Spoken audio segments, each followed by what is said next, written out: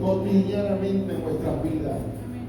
Damos gracias al Señor por la gran oportunidad que nos da de estar un tiempo más en su presencia, un tiempo más para aprender, para recibir, para ser parte de lo que Dios ha traído para nuestra vida. Queremos bendecir la vida de las personas que nos están mirando por medio de las redes sociales.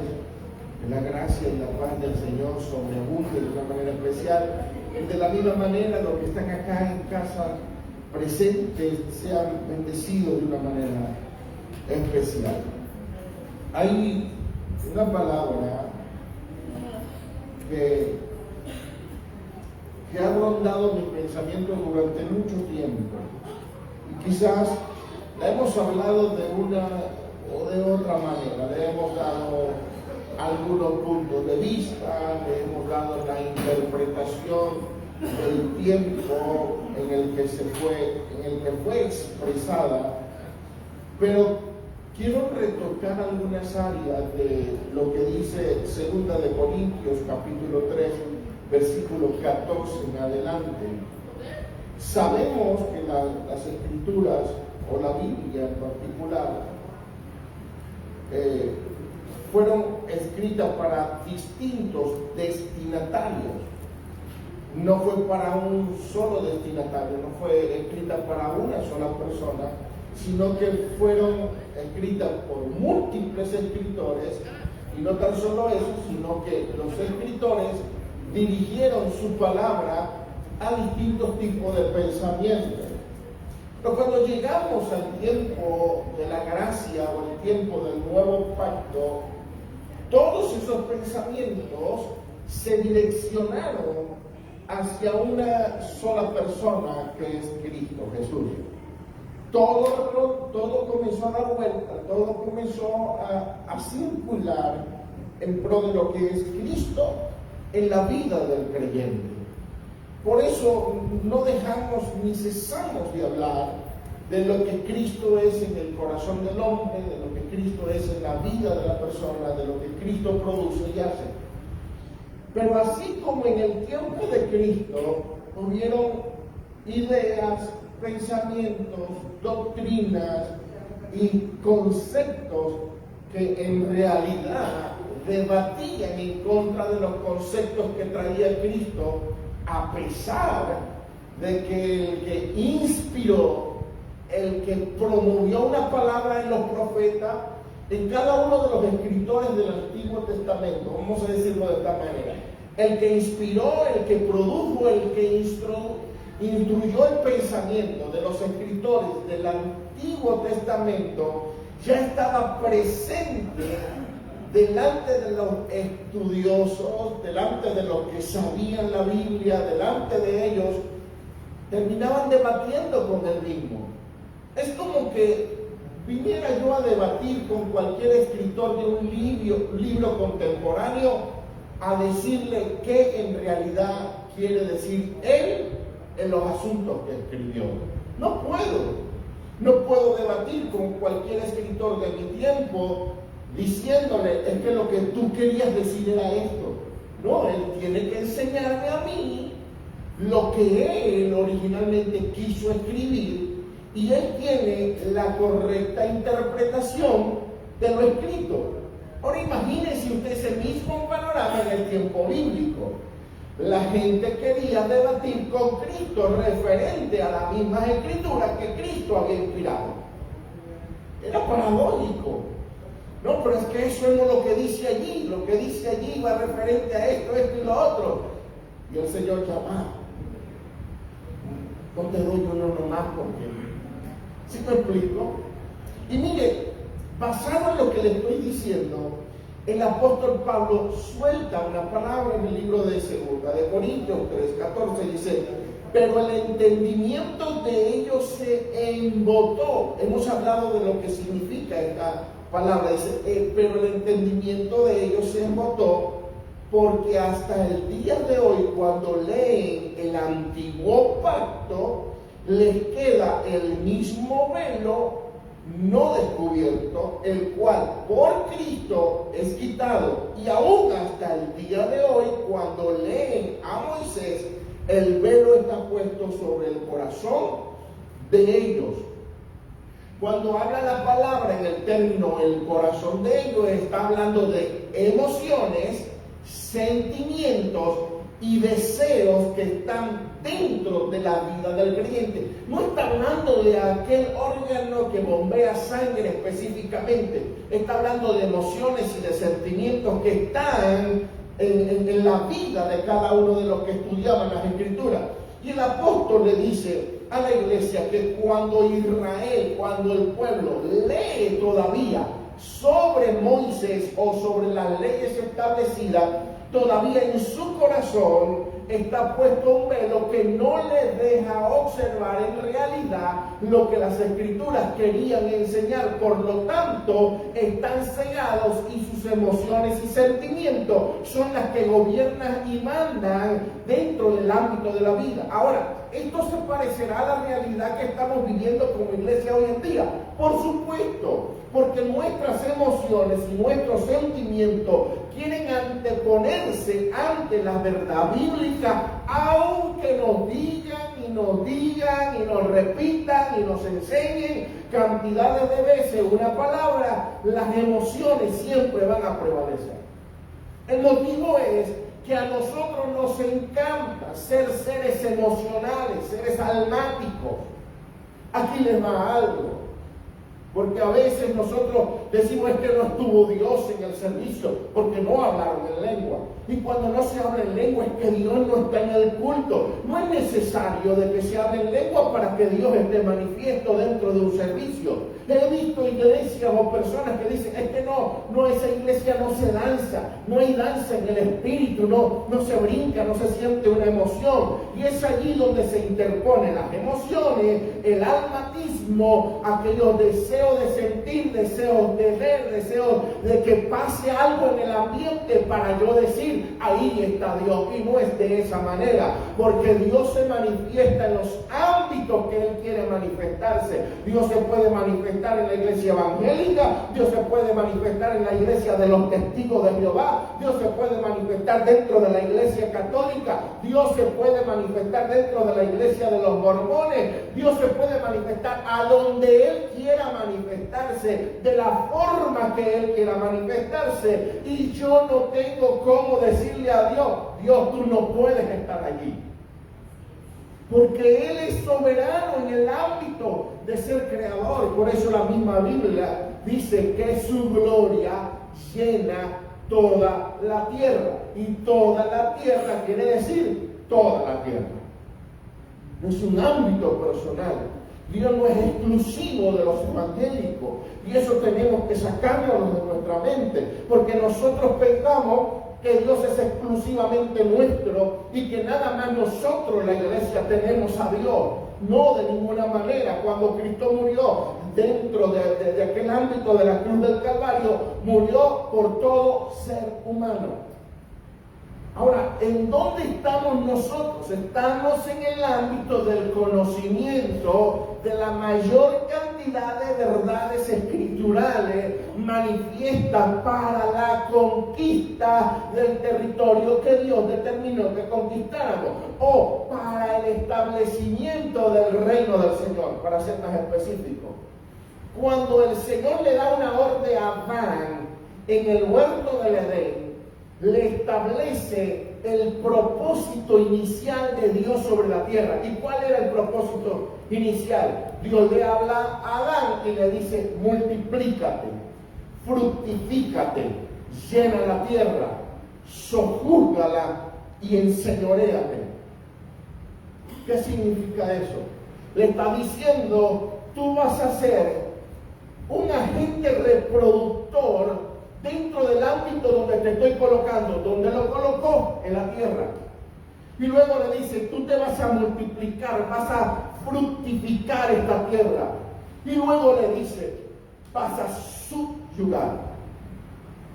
Vas a salir del ámbito donde estás ubicado geográficamente y la interpretación correcta de ese versículo es, vas a salir y tomar violentamente todo lo que no es parte de este reino establecido. se rompe originalmente ese propósito inicial. Y Cristo, cuando llega, dice la Biblia, a los suyos vino y los suyos no le recibieron. ¿Qué quiere decir? Cristo vino a su propósito, y dentro de su propósito, su pueblo, su gente, lo que le había enseñado y les había dado profecías, palabras, enseñanza, no le recibieron. Pero luego abrió una puerta diciendo: mas a todos los que le recibieron, a los que creyeron en su nombre, para poder entrar y estar dentro del propósito, le tuvo que dar derecho a ser hijo de Dios. Entonces, el ser hijo de Dios me abre una puerta para entrar dentro del propósito, que es someter y subyugar todo aquello que no está en el ámbito del reino. Y no es someter con violencia, con agresividad, con armamento. Vamos a someter a este mundo, agarremos palo y vamos a agarrar a la suegra. No, de esa manera no es que hay que hacerlo. Hay que ir a la calle, hay que ir afuera, hay que ir a la sociedad en la que nos paramos, hay que ir al mundo en el que nos está rodeando y expresar con nuestras propias actitudes lo que nos está gobernando por dentro, expresar con nuestras palabras, expresar con nuestros conceptos, expresar con nuestras acciones lo que está gobernando nuestra vida internamente. Ahora, si a usted realmente lo está gobernando el Señor, lo que usted va a presentar allá en la calle es al Señor. Si a usted lo que lo está gobernando internamente es Cristo, lo que usted presenta en la calle es a Cristo. Usted no va a presentar lo que es, usted no va a dar lo que no tiene, usted no puede proveer de aquello que no posee, usted provee de lo que tiene, de lo que hay dentro de su vida. Por lo tanto, necesitamos tener a Cristo dentro de cada uno de nosotros. Necesitamos a Cristo. Y cuando Pablo habla de aquel pueblo que recibió la palabra, cuando Pablo habla de aquella nación que recibió las enseñanzas, recibieron profetas, recibieron a Moisés, recibieron a Elías, recibieron a Jeremías, recibieron a cantidades de gente con una palabra exquisita, con una profecía exacta, con pensamientos teológicos que eran indiscutibles delante de la sociedad. Pero cuando Pablo habla de ellos, dice que cuando se presenta delante de Cristo, sus pensamientos, sus ideologías, sus conocimientos terminaron siendo embotados. ¿Qué significa embotado? Significa perder filo, perder un cuchillo. Cuando ya no corta, se embotó. ¿Sí me voy a explicar en este ámbito? Una ideología, cuando ya no es funcional, se embotó. Un pensamiento ideológico, cultural, llamémoslo doctrinal, un pensamiento teológico, un pensamiento que ya no está conforme a la gracia que ha sido dada en el nuevo pacto, es un pensamiento embotado, un pensamiento que no tiene eficacia, para lo cual fue enviado. Ojo, fue enviado y su eficacia tuvo un tiempo de caducidad. Fue enviado y su eficacia estuvo hasta el momento que cumplió el propósito para el cual fue enviado. El Señor manda una palabra a Israel en un tiempo de crisis donde Israel estaba viviendo una decadencia espiritual. Las serpientes del desierto estaban envenenando, estaban mordiendo, estaban haciendo estragos, y de repente le dice el Señor a Moisés: levanta una serpiente de bronce en medio del desierto, todo el que vea la serpiente va a ser sanado. Una palabra poderosa. Entonces la gente era envenenada, estaba enferma, estaba mal, miraban la serpiente y eran sanados. Cumplió, la serpiente de bronce cumplió un propósito en el tiempo para el cual fue enviada. Pero Israel comenzó a idolatrar y adorar a la serpiente. Por lo tanto, entonces Dios tuvo que quitar aquello que le estaba robando la adoración al Señor. No sé si me explico en este ámbito. El Señor quita la serpiente, pero Israel tenía su corazón endurecido hacia la serpiente de bronce. Ahora, la serpiente de bronce terminó embotada. ¿Por qué? Porque ya no era eficaz en el ámbito que se quería adorar. Ya había perdido la oportunidad, ya había perdido el propósito para el cual fue enviada en aquel momento específico. Cada una de las palabras escriturales en el tiempo tuvieron una eficacia, pero no podemos decir para el día de hoy que todas esas palabras fueron para nosotros. No podemos asumir toda la Biblia para nosotros, porque como le dije a un inicio, en un principio, la Biblia fue escrita a distintos tipos de destinatarios, a distintos tipos de personas y pensamientos. En particular, hay libros del Nuevo Testamento que fueron escritos para los judíos, y hay libros del Nuevo Testamento que fueron escritos para los gentiles. Y Pablo está dando una enseñanza en este preciso versículo sobre los judíos que no quieren creer en Cristo. Y a pesar de que su pensamiento es un pensamiento bíblico, es un pensamiento escritural, es un pensamiento de la palabra, su pensamiento estaba embotado por causa de que ya la eficacia que ellos querían darle, o el peso de gloria que ellos querían darle a esa palabra, ya no lo tenía, porque el peso de gloria ya estaba basado y fundamentado sobre Cristo y no sobre lo que ellos estaban enseñando. Miremos algo particular en el libro de Juan, capítulo 5, versículo 36 en adelante. Jesús comienza a debatir con los escribas, con los fariseos. Particularmente comienza a debatir con un grupo doctrinal, el cual tenía una ideología, tenía un pensamiento quizás de santidad y de perfección. Y no vamos a dudar que esta gente creía en algo fundamentado y basado en las Escrituras. Y comienza Jesús a hablarles a ellos, diciéndoles: mas yo tengo mayor testimonio que el de Juan, porque las obras que el Padre me dio para que cumpliera, las mismas obras que yo hago, dan testimonio de mí que el Padre me ha enviado. Miren esto. Jesús se para con ellos y le dicen: hey, lo que estoy haciendo no lo hago por mí. Lo que yo estoy haciendo no lo hago porque yo lo quiero hacer. Lo hago porque mi Padre me ha encomendado obras específicas, las cuales necesito hacer. Y las obras que estoy haciendo dan testimonio de quién soy yo. Sigue Jesús hablándole a ese pueblo: también el Padre que me envió ha dado testimonio de mí. Nunca habéis oído su voz, ni habéis visto su aspecto, ni tenéis su palabra morando en vosotros, porque a quien Él envió, vosotros no creéis. Mire lo duro de esta palabra.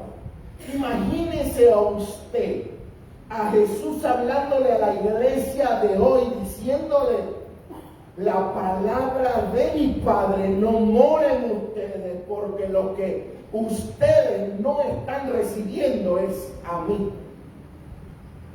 Y el Padre me envió.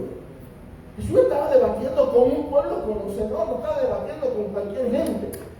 Jesús estaba debatiendo con las personas que tenían la Torá, que tenían la ley, que tenían escritos antiguos que lo enseñaban a sus niños desde los 8 años, desde muy pequeños, desde niños hasta los 8 años de edad, le enseñaban en casa la doctrina, la enseñanza bíblica, las leyes, y después de los 8 años le permitían ir a la escuela para que también le siguieran enseñando en aquel lugar. O sea, la gente del tiempo recibía Biblia desde que amanecía hasta que era tarde de noche. Pero con todo eso el Señor dice: ustedes no tienen la palabra de mi Padre morando en sus vidas, porque a quien el Padre me envió, que fue a mí, ni siquiera lo recibe. Y luego le suelto una palabra más dura. Dice, escudriñad las Escrituras, porque a vosotros os parece que en ellas tenéis vida eterna, y ellas son las que dan testimonio de mí. Porque digo que esta fue la palabra más dura que le dio Jesús. Yo se la voy a interpretar. Jesús le dijo a ustedes, estudian la Biblia, porque creen que ella les va a proveer de vida eterna. Y lo que no se dan cuenta, que el único que produce vida eterna soy yo. Y la Biblia que testifica es de mí, el que provee vida eterna. ¿Qué estaban haciendo? Escúchenlo. No es un invento mío, no es algo que a mí se me ocurrió. Ellos estaban estudiando la Biblia para refutar, para debatir y para defender sus ideologías y refutar la de Cristo. Eso es lo que estaban haciendo. Ya va, estudio las Escrituras, que ellas me dan vida eterna. Yo no, ellos te dan vida eterna. Yo soy el que te doy vida eterna. No, la Biblia me da vida eterna. Ustedes las estudian porque creen que ellas producen vida eterna. No producen. Vida eterna la produzco yo. Si nosotros dijéramos el día de hoy que todo el que estudia y lee la Biblia se irá para el cielo, sería una verdad bíblica, sería una verdad pastoral, sería una verdad mía. No, yo he conseguido satanistas que hablan conmigo de la palabra de Dios. Yo he debatido en cuanto a la palabra con los adoradores de la niña blanca, que le dicen, de la Santa Muerte. Y me recitan la Biblia. Y me dicen, es que nosotros tenemos, que Cristo hizo un pacto con la muerte. Tenemos un pacto en el cual hay una alianza entre Cristo y la muerte. No es un falso. La Biblia dice, ¿dónde está, muerte, tu aguijón? ¿Y dónde, oh sepulcro, tu victoria que no pudiste detener al Rey de Gloria? Cristo venció la muerte, venció el sepulcro, venció todo y se entronó. Él no tiene alianza con nadie, ni con una religión, ni con un pensamiento evangélico, ni con los pastores, ni con los sacerdotes, ni con los que están dentro de cualquier denominación, los ancianos. Con cualquier denominación religiosa, Cristo no tiene pactos con ellos. Cristo pactó, o Cristo estableció un pacto llamado pacto de gracia, que todo aquel que se acerque por regalo inmerecido, por algo que no merecemos nosotros, Él mismo dijo, tú no lo mereces, pero yo pago para que tú lo merezcas. Yo lo doy para que tú seas digno. Yo lo regalo para que tú, sin ningún esfuerzo ni labor humana, lo puedas recibir. Así que no entiendo. Entonces allí estaban quienes, los religiosos de la época, debatiendo y peleando con Cristo por ideologías personales que ya se habían fundamentado dentro del corazón de ellos, ya se habían establecido humanamente. Por eso cuando Pablo habla sobre los judíos, dice, todavía tienen el velo sobre el corazón. No le digo sobre los ojos. Todavía tienen el velo sobre algunas cosas, no digo, todavía tienen el velo sobre el corazón. El motivo por el cual Pablo habla del corazón y no habla de cualquier otra cosa es que el corazón es el centro de las emociones del ser humano. Por lo tanto, cuando yo ciego mis emociones o cuando yo me aferro a mis emociones, a mis sentimientos, a las cosas que yo creo y considero, yo voy a ir a la Biblia para obligarla a ella que diga y que haga lo que yo quiero que ella diga. Y eso es lo erróneo de este asunto, porque cuando a mí me confrontan con una palabra, yo no tengo que ir a la palabra para confrontar la palabra que alguien me dio o la palabra con la que alguien me confrontó. No, yo tengo que ir entonces a la palabra a saber si lo que me han dicho, lo que me han hablado, lo que me han enseñado es verdad o es mentira. Si los judíos, si las personas del tiempo bíblico hubiesen prestado atención por un momento, no debaten con Cristo. Cristo comiencen a pensar y a analizar si la realidad de lo que Cristo le estaba hablando era algo tangente o vigente para su época y fuesen cambiado y la palabra fuera sido otra, cuando Cristo declaró diciendo: a los suyos vino y los suyos sí le recibieron, pero lamentablemente lo escrito es diferente. A los suyos vino y los que tenían la palabra declarada realmente por el Padre no le recibieron, se embotaron, se cegaron, colocaron un velo en su corazón. ¿Y qué dijeron? Yo no voy a creer en lo que ese hombre nos está diciendo. Con esto no le quiero decir crea usted todo lo que le habla un predicador. Al contrario, si algo le confronta, analícelo. Si algo le está haciendo piedra de tropiezo en su camino, analícelo. ¿Sabe usted que uno de los más grandes maestros de la época bíblica tenía él la oportunidad de decir: hey, yo le voy a dar clase a la gente que yo quiero darle clase? Yo no voy a dejar que los alumnos me elijan a mí. Yo voy a elegir a los alumnos a los cuales les voy a dar clases. Y comenzó a buscar gente, o siempre buscaba gente intelectualmente bien preparada y económicamente bien establecida, entre los cuales entró Pablo.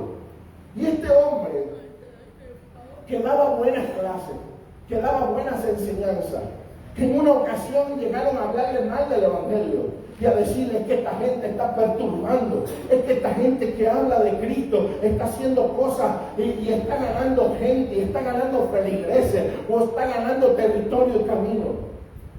Y aquel hombre soltó una palabra muy sabia. Dijo: déjenlos quietos, porque los que vinieron antes de ellos, que hablaban una palabra que decía: la oración fuerte al Espíritu Santo, se quedaban atrás. Beba la rosa, tome la rosa bendecida, llévese el agua bendecida y bébase todo el agua porque usted vea que le va a quitar toda dolencia. Y le dijo: toda esa gente quedó atrás, ya ni se recuerdan muchas de esas cosas, ya ni se recuerdan de lo que ellos eran. Y luego vino y les dijo: dejen que ellos prediquen, porque no sabemos si estaremos peleando contra Dios.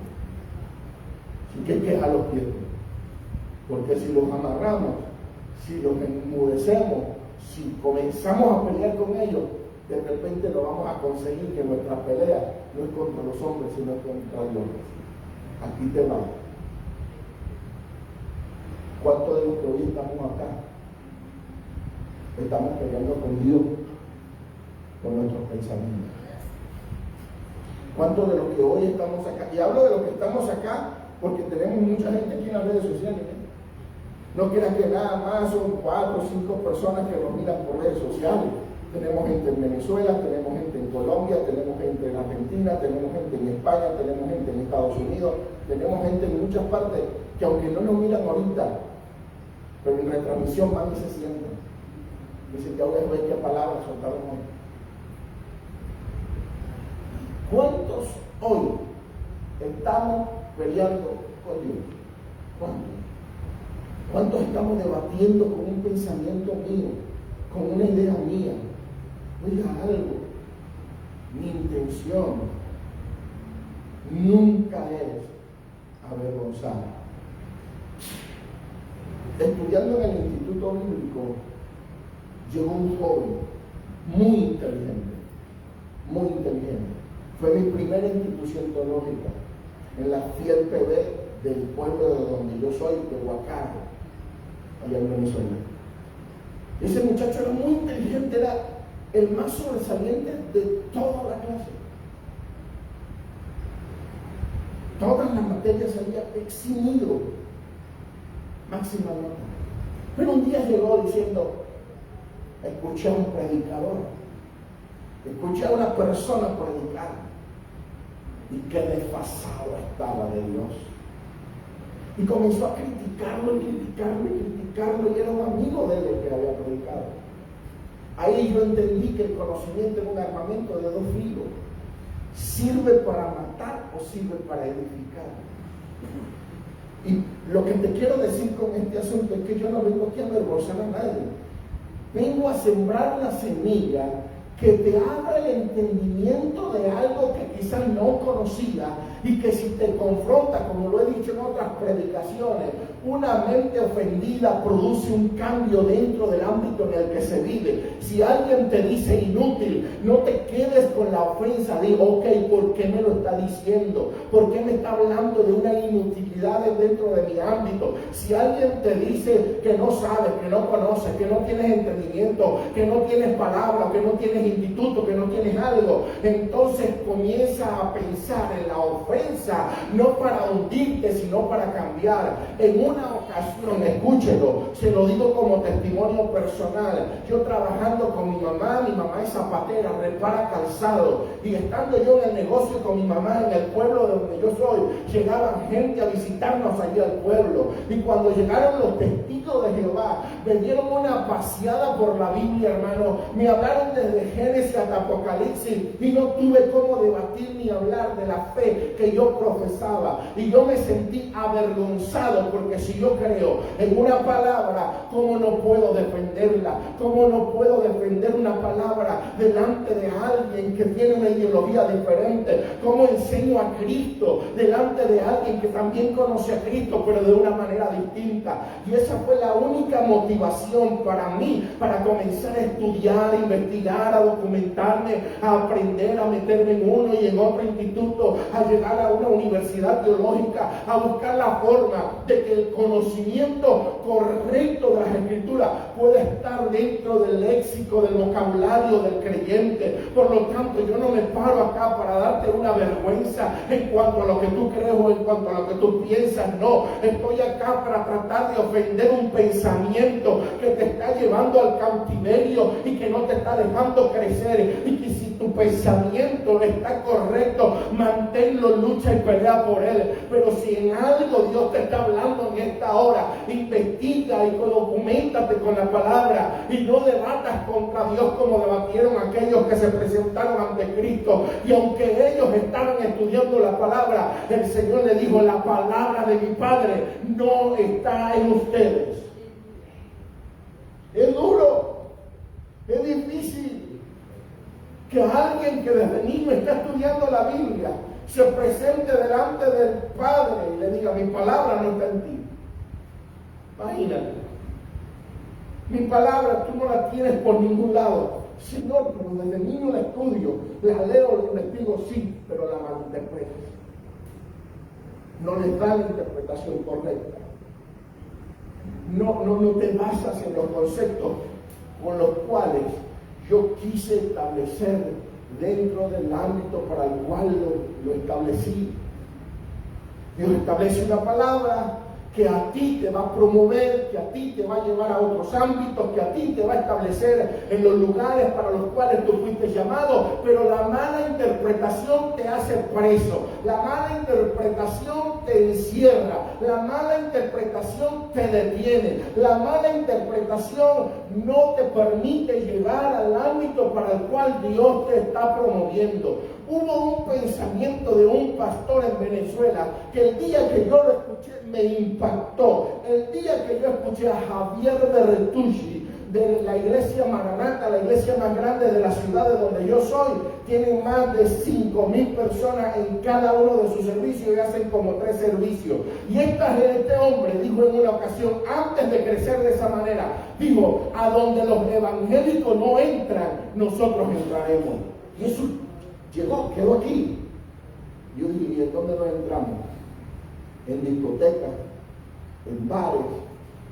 ¿Sabe usted que Venezuela, más de la mitad de nuestro país es costa? Y muchos dicen: no vamos a evangelizar las playas porque hasta las mujeres en bikini. No le explica el diablo. Mire, no le exagero. Yo voy para allá para 9 años acá en Bares. Ya yo soy mexicano, hermano, que muchos no lo quieren. Ya no vamos a hablar de esto. Ya yo soy del campo. Pero cuando yo llegué, pasaron una propaganda, una publicidad, donde salió una mujer en traje de baño. Estaba mi persona aquí sentado y estábamos viendo una película, pero comenzaron las propagandas, las publicidades. Estaba un hermano, no voy a decir nombre para no descreditar a nadie, un hermano acá a mi lado derecho y su esposa del otro lado. Comienza la propaganda, sale la mujer con los dotes que Dios le dio y el bikini la mujer hace una vuelta. No la voy a dar porque me va a ver feo. Antes se imaginaron el pastor dando la vuelta ahí porque instantáneamente cuando la mujer da aquel vueltón, la esposa del hermano que estaba al lado le tapó los ojos. Yo me quedé así. Y como decía un hermano, ¿es en serio? Ese me tapó los ojos de verdad.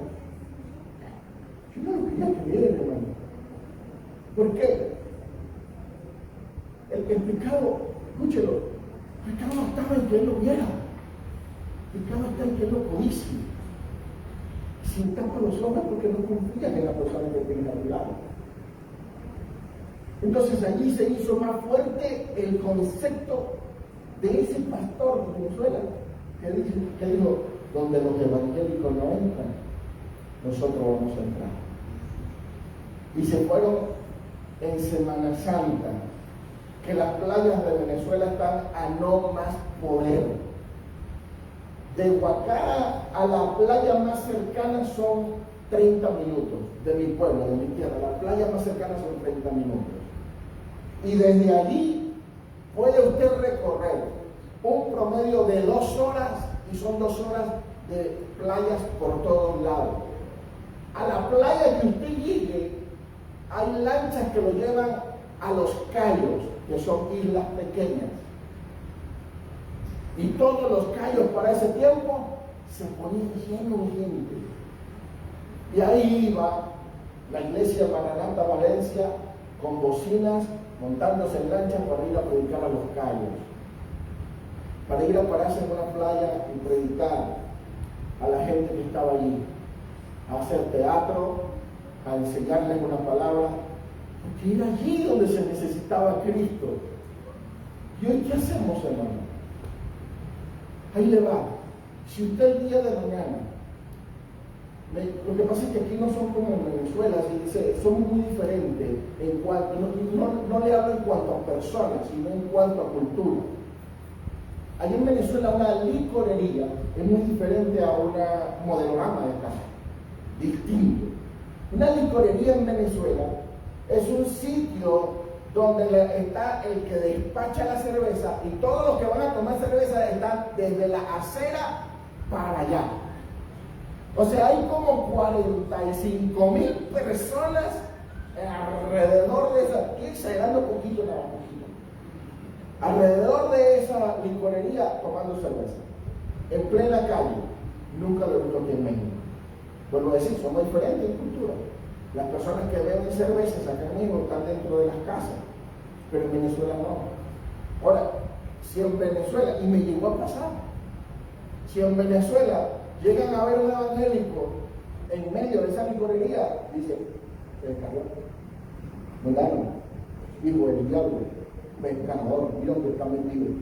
Y eso que dice que es evangélico, eso que dice que es cristiano. Sí. No sé en qué lugar de repente podríamos decir acá en México, si usted me llega a ver en donde leen entrando así, donde leen el tarot, lectura de cartas, ahí va el pastor que va abriendo la puerta de la lectura de cartas. ¡Ay! El pastor que va a leer la carta y le va a leer la mano y ya está mal ese pastor. ¿Por qué no se piensa de que se va a predicar a alguien allá adentro? No, ¿qué es lo que pensamos? Que vamos a leernos la mano la carta. A ver si la suegra algún día se la lleva al Señor a la mandamos. Va a vivir para siempre. Vamos allá a meternos y pensamos lo malo. Nunca pensamos. Les voy a poner otro ejemplo y me voy a extender en este ámbito. Si alguien llega tarde a la iglesia, ¿qué pensamos? Que fuera de orden. Si hermano que no lo reunió, flojo, hermano, flojo. Y, hermano, no, hacer un evangélico como el hermano fulano tal, mejor no. Bueno, yo no sé qué problema tuvo. Yo no dormí en su casa. Yo no sé cuáles son los ámbitos de su vida.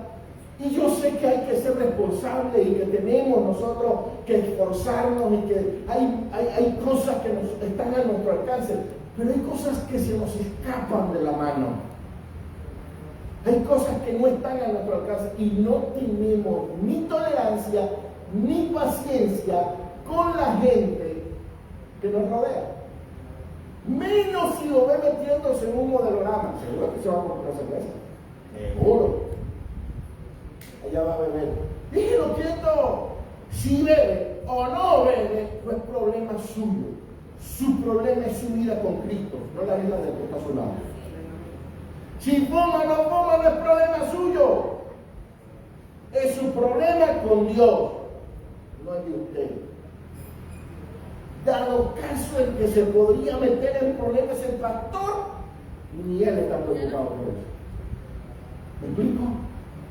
O sea, no busquemos el panorama de poder levantar juicios sobre cada uno porque vemos el defecto. No, hermano, primero tengo que ser el yo. Yo soy el que tengo que ser santo. Yo soy el que tengo que cambiar. Yo soy el que tengo que ser transformado. Yo soy el que tengo que aprender la Biblia. Yo soy el que tengo que saber hacer las cosas correctamente. No es el que está a mi lado, soy yo. Y si yo lo hago bien y el que está a mi lado está mal y lo está haciendo pésimo, ore por él para que Dios haga algo en su vida. Pero yo no puedo criticar al que llegó tarde.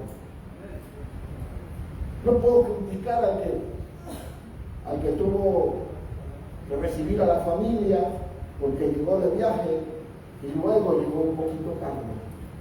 O llegó a la hora de la predicación como unos hermanos que llegan. No es que... es jugando, es jugando. Pero si me voy a explicar en este ámbito, nosotros necesitamos más tolerancia, necesitamos saber que no estamos en un proceso de aprendizaje, ni en un proceso de enseñanza para poder tener una espada en nuestras manos y poder matar al que se nos atraviese. ¿Me explico? La pregunta no podemos.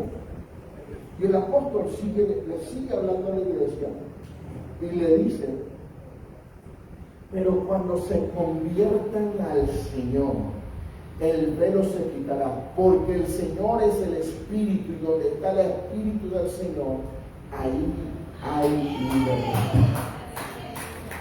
Maravilloso.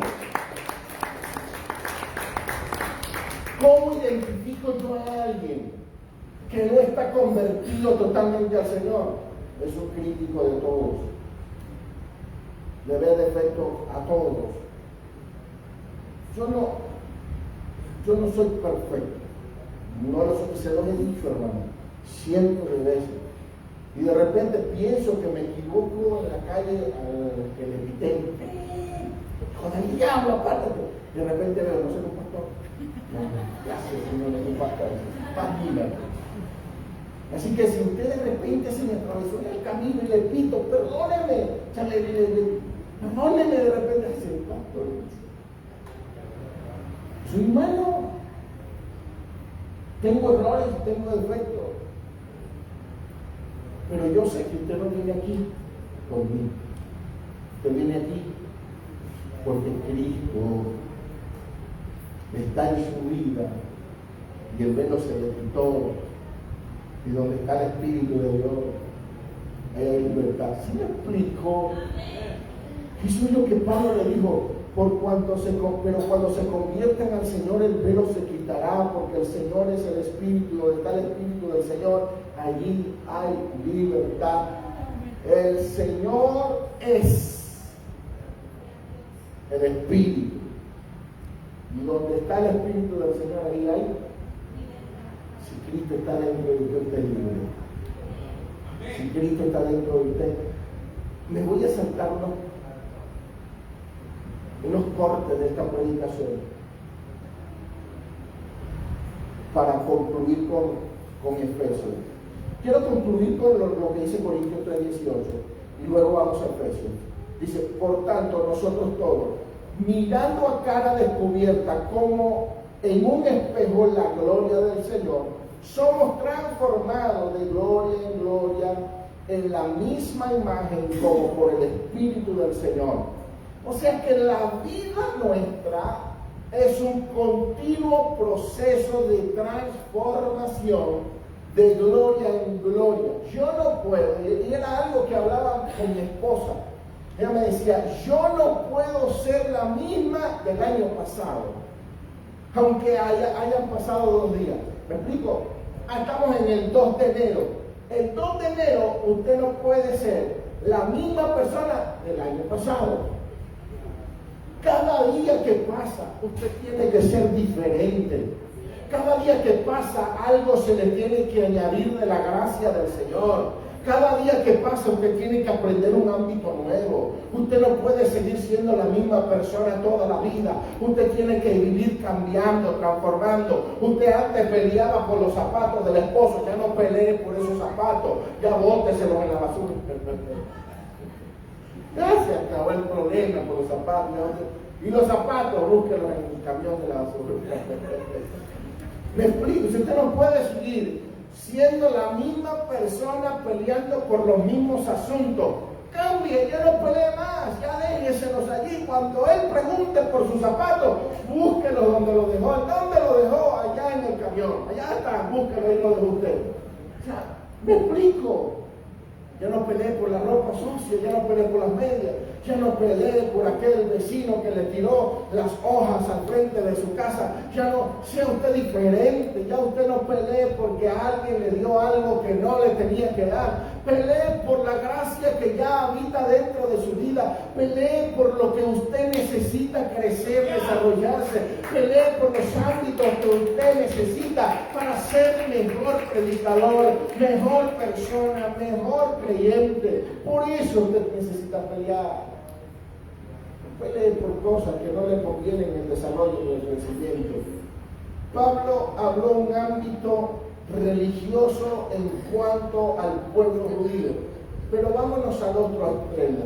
El mismo Pablo le habló, y con esto concluyo, solo lo voy a leer para dejárselo sentado en su corazón. Pablo le habló a la iglesia gentil, una iglesia que no tenía un ámbito religioso establecido en su corazón, pero tenía cultura y costumbres distintas al ámbito doctrinal del pueblo de Israel.